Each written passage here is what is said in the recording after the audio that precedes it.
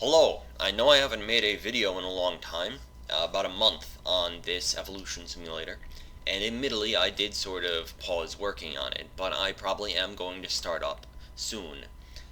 Basically, next feature to add would be collision detection, quad trees, and that kind of stuff, which would allow more sophisticated behavior and interactions between cells. Cells could feed each other, eat each other, sexually reproduce, which would clearly make a lot of new interesting possibilities in terms of evolution.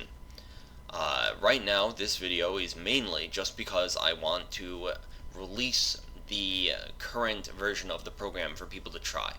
The main reason why I was hesitant was because originally when I would upload it and download it again, I would get warnings from Windows Defender saying they think they might have found a virus.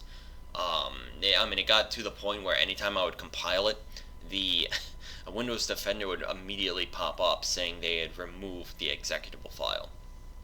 But anyway, I think I fixed that. I've scanned it with Malwarebytes, I've scanned it with Windows Defender, and I certainly encourage you to do the same.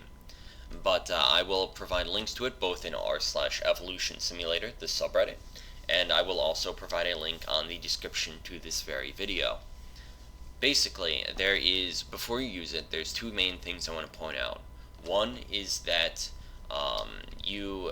there's a preferences file, and I was originally going to have all sorts of preferences for you to edit, but up until this point I'm the only one who's used it, and I have hard-coded in all the preferences, and I would just recompile it anytime I wanted to change something.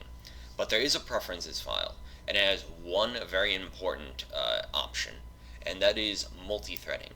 Right now, by default, it is enabled, and that is why the simulation FPS is 5800, whereas the display FPS is like 60. This means that if you turn it off, you would turn it off if you had problems crashing. I don't. Usually I can run it for like 12 hours without it crashing and, save my progress. But if you are having problems, you can disable it, but your simulation FPS will be locked to your display FPS, which for a larger simulation isn't as big a deal, but for a small one like this, you would be running the program like 200 times slower.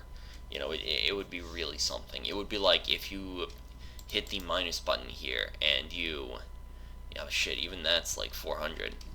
Yeah, it would be like running it like this permanently, which is not very interesting.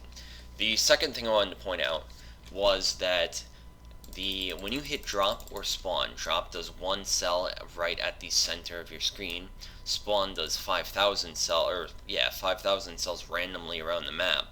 But both of these call from startinggene.bin. Also, I think they just they just completely snuffed out all of their life on the map. Whoops.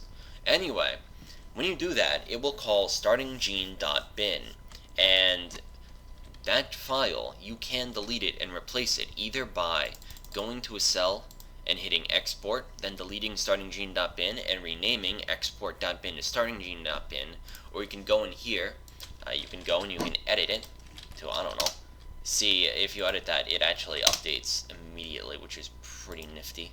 But basically, right, this will probably kill the cell instantly, but basically it updates immediately, and if I go like this cell will probably die out immediately. Yeah, it died. Anyway, that's about it for this video, but I just wanted to point that out.